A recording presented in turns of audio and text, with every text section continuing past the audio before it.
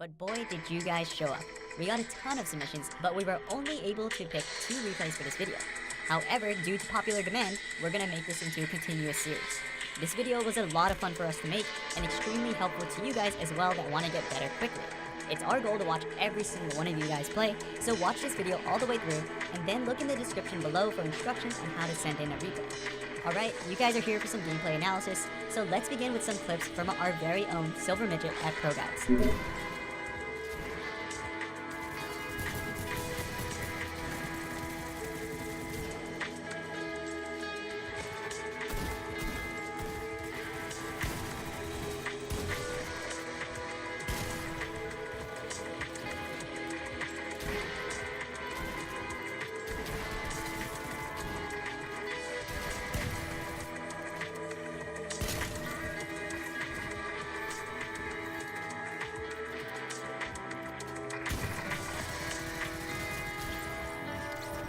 The first notable moment is the bloom fight. The enemy player had the first shot, but Silver still challenged the fight. Most players would build here, and that's the right thing to do in solo, but not squads. His teammate would have been left to die if he were to turtle, so Silver fought back and won the duel. One mistake that I do have to point out is that Silver didn't build after the aim duel and ended up dropping down for no reason. The result of the duel is that Silver created space for an isolated 1v1. For this fight, Silver confused his opponent by repositioning over the top, and then followed up with the movement trick of moving down the ramp and then jumping for a peek shot. Repositioning during fights is high-level stuff, and is something that a lot of players don't consider enough. Watch the movement in this fight again to get an idea of how to move around effectively. The last highlight is again about movement. Strafe side by side, crouch and uncrouch while spraying.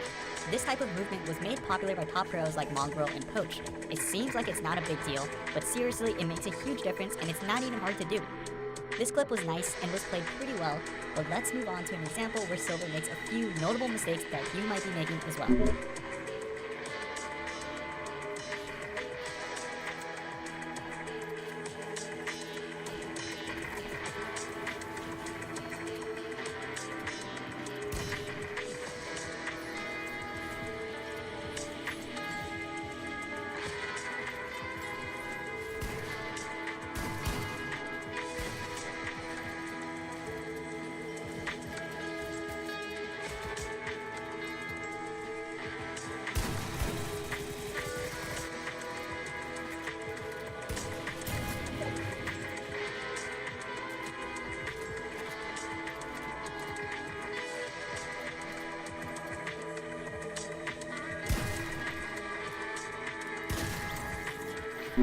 This ramp push might have looked clean at first, but there were actually a few mistakes. He could have been blasted by an edit play right here. All Silver had to do was put another line of cones, and he would have prevented any of this from happening. Now he has to box up and let his teammates fight alone. Silver pushes out of the box, knowing that there's an enemy on high ground. Push is totally fine, but he never built any protection and lucked out because his opponent missed. However, he does redeem himself by replacing the roofs and walls, and even begins tunneling. When in doubt, tunneling is effective. It's also a squad game, so he was able to depend on his teammates to bail him out. Another advantage of tunneling is that enemy players tend to forget about you, giving you an opportunity to edit out for a sneak attack. The last moment is the cone peek, which is a really minor detail, but most if not all pro players peek just like this. Crouching around a cone makes you really hard to see, so it's a really safe way to fight. Cone peeking behind metal is even better because you're virtually undetectable, so keep that in mind as well. Those critical errors that Silver made are easily fixable. Whenever you're pushing a high ground player, you must defend yourself. Don't chance it, all you have to do is build a few roofs and you'll be safe. I hope you guys learned from these 2 clips because we're just getting started. Let's watch Jivli, who was able to win an intense duo game all by him or herself. On the survey, you mark that your strength is your aim, your weakness is your building, your favorite way to fight is with an AR at mid-range, and that your goal is to learn how to rotate and fight in 1v2s. You're also on your own for pretty much the entire game, making the solo win really impressive. For your first fight, you were stranded on high ground for a long time, so I'm gonna skip to the part where you start fighting. Let's see how it plays out. You realize that the duo is separated and drop down for a quick pick. That was a good move not to thirst and build instead. That was a really awesome Tfue classic attempt there. We're also going to highlight what just happened right here, so keep this part in mind. That was a smart play right here to use the down player as bait, and an even smarter move to reposition right after. That edit play was really scary for you, but regardless, you cleaned up the fight. Alright, let's go back and see some highlights. Staying on high ground worked this time around, but next time you might want to play a bit faster. Being chopped down and then swarmed is an automatic way to lose. You had one opportunity to engage, but decided to build back up and then circle back to high ground. It seems scary, but you have to take the fight in these situations. You had a nice attempt at a Tfue Classic here, but there's one thing you could have done better. Right when you saw that metal ramp, you could have built a cone and then a wall, which would have sealed off your opponent. From there, you can follow up with an edit play. Zexro is actually really good at doing this, so check him out because he does it all the time. The idea behind a down edit was awesome. However, you had no idea where your opponent was. In fact, you even had your back turned to them. In the future, you need to know where your opponent is before you make a down edit, or else you're at a major disadvantage. Overall, that was a solid 1v2. Let's move on to your next fight. You're in a really bad spot to start off, so really good by you to push aggressively. That was also a really fast reaction to build to the side. Right now, I'd be pretty scared of his or her teammate on your left. But besides that, that's really good recognition by you to edit through the top. Most players would have missed that. After some quick looting, you go for a high risk, high reward snipe, then push. You could have done some really cool things during this push. I'll break it down later, but I really like what I'm seeing overall. You even build the overhead ramp that I always talk about, and you're always going for chip damage. With the storm closing in, that's a good move to disengage. You even pick up the kill in the end to complete the 1v2. Let's go back and see what you could have done differently. Your first kill was really clean. You made the right choice to all in, but I want you to think about something for next time. You never once defended yourself against the second player. Sometimes you have to let the low health player live and deal with the second player, but you made up for it with a nice edit play. When you make your push here, you actually had a chance to cone your opponent and follow up with a wall. This is the same technique that I mentioned in your first play. Right here, you placed a ramp and had an opportunity to place a floor as well. The floor would have cornered your opponent into a double edit kill. The double edit isn't easy, it takes a lot of practice, but it seems like it fits your playstyle. As a follow-up, your opponent actually took height from you, so you wrapped around. When you do this, you have to defend yourself. Silver made a similar mistake, and you both got away with it this time, but next time, I don't think you're gonna get too lucky. Overall, I like the way you played this out. Practice the double edit, and you'll start to do much better. Let's check out the final fight. This duo is gunning for you hard. You respond with a risky snipe, but luckily you weren't punished too badly. This player shouldn't have ever made it this far against you, but it's alright, you're making the right moves after. This was a really good all-in. You can tell that Banana Man was not expecting you to play so aggressively.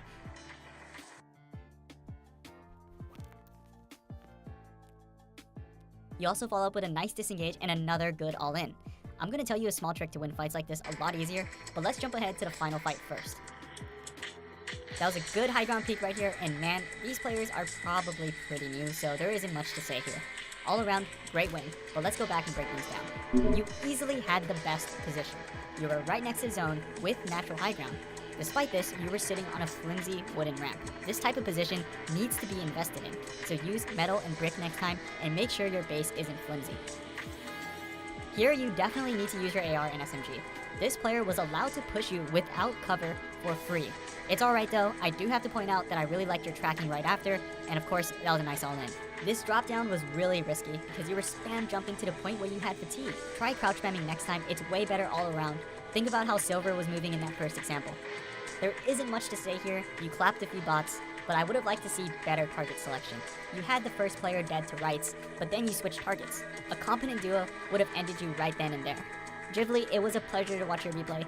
Practice the building techniques that I mentioned, and I'm sure you'll be able to 1v2 much easier moving forward. Please let me know how you're doing in a few weeks, I'd love to hear back from you. The next replay is from Lair, whose strength is building, weakness is game sense, and favorite way to fight is up close and personal. Your goal with this analysis is to learn about rotations.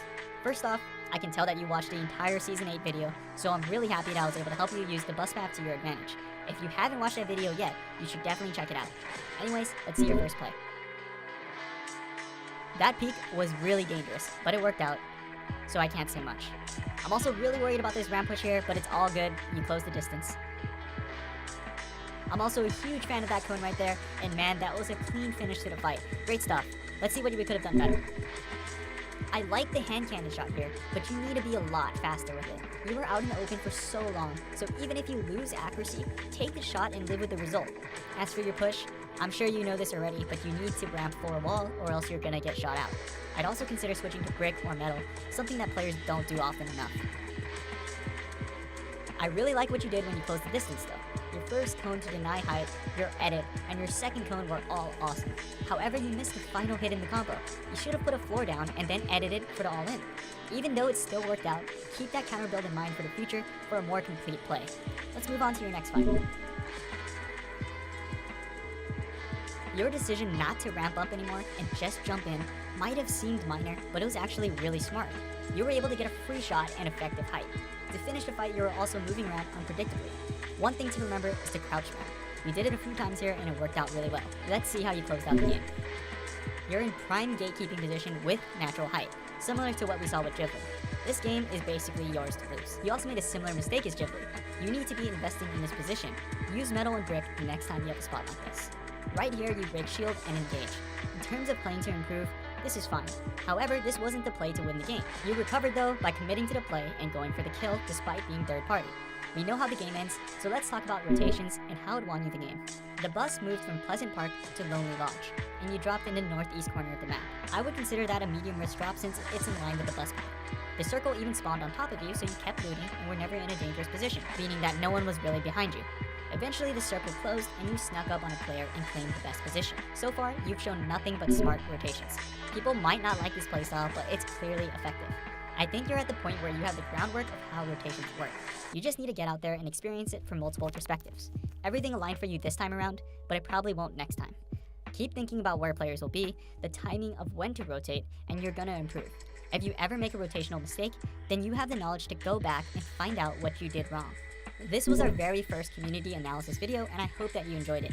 If you want us to break down, slot actually gives a hint at what to do to activate the rune. For example, the first one needed to be damaged to move it, the second one needed a connection to the beams of light that appeared on the map, and so on and so on. These runes appear at 5 PM GMT and 9 AM PT, and once completed fall into the vault's activation slots, and once all the slots are activated, the vault should open. Right now, as I'm recording this video, we're currently 1 away from completion, so the opening of the vault is just around the corner. If I had to put a date on it, I'd say it'll probably open by the weekend, maybe on the 4th or 5th of May. Once opened, leaks suggest that the vault is literally the vault, a place where old weapons, vehicles and grenades lie in peace. But with the opening, we may have the chance to resurrect one of these items from the dead. Inside this building next to the vault, you'll find a terminal complete with 6 screens. Some are currently blank, but over time, and after a rune has slotted into place, they start appearing to display images. Right now we can see the bounce pad, the storming and the drum gun, but depending on where you're watching this, and as you can see from these screenshots from a player who broke replay mode, this will eventually also include the infinity blade, the grappler and the unsilenced submachine gun. Once the event is live, you should be given the chance to vote for an item to return in the next season. It's not clear how long the voting process will last, or if you'll only get 1 vote, multiple votes, over a number of days, or be able to earn more votes by completing mini challenges, but choose wisely because the others may never ever return again. To cast a vote, you'll most likely have to jump into the rift with your choice on it, and it will activate your vote and then allow you to escape in your glider. And then we just wait. But what then? What happens once everyone has voted and the vault is just there, inactive? Well, our guess is that the volcano